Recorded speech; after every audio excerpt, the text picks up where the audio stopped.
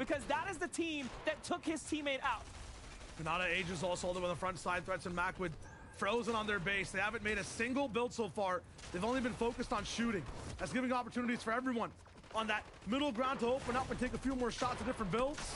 Bibble Taco low now. You can just see the damage from Threats. 5 heal-ins for both these players now.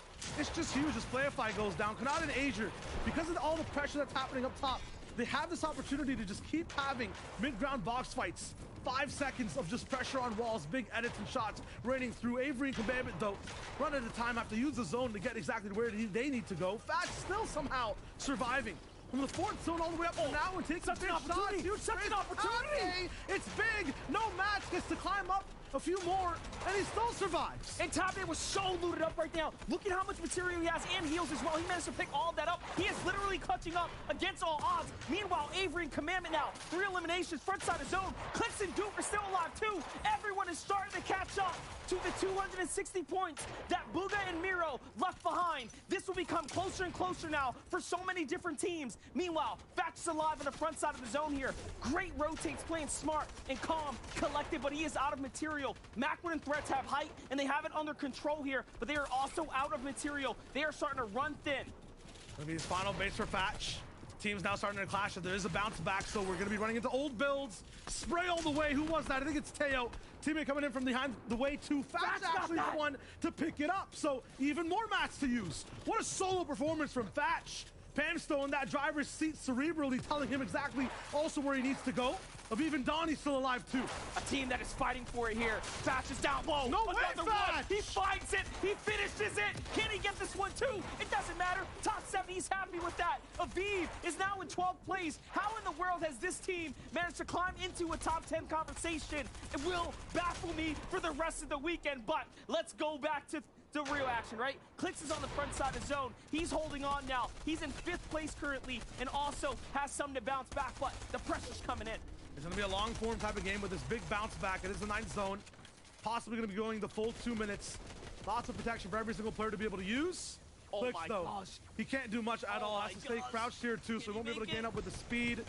Not maybe be able to even see his feet for the moment. Make it. He's going to go right towards the zone. Not for now, and it is Ages that picks that one up. Huge siphon to be able to come in.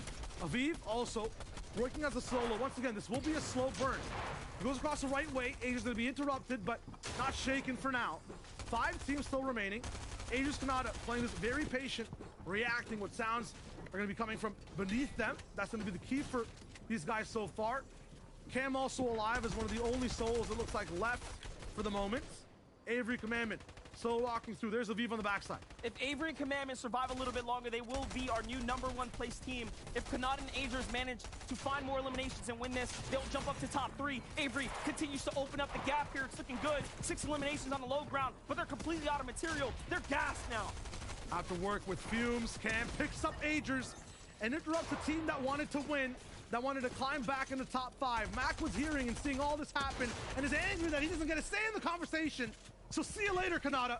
Threat's now close and personal as well. No Armored wall on the last ramp that they have. Avery sees it coming. Cam makes the first move. Threats with a mantle. Might have an angle. And there it is. The big shot, but he gets denied. Now out for Macwood to see what he can do.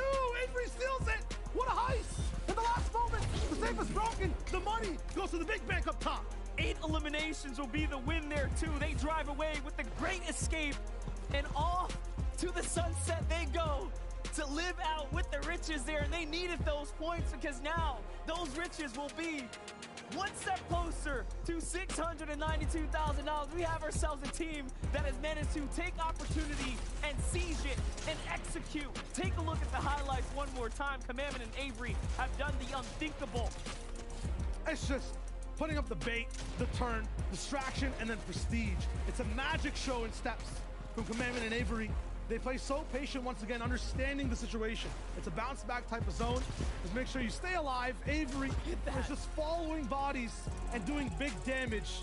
Huge on the threats and a big win. Now they catch up and make it a 2-way race. Not only that, that was just game 10. It continues to get exciting here. Avery and Commandment will win And now we get to start stepping into the championship territory where everything you've worked for is now up on the line here, and you have to maintain. The stories, the overall legacy right now, back-to-backs on one side, a comeback from Bugha on the other, and then Commandment and Avery from like almost 50th place, rising to the first spot from last FNCS to that monster. There's so much on the line. We'll have to see it. Let's send on over to our analyst here.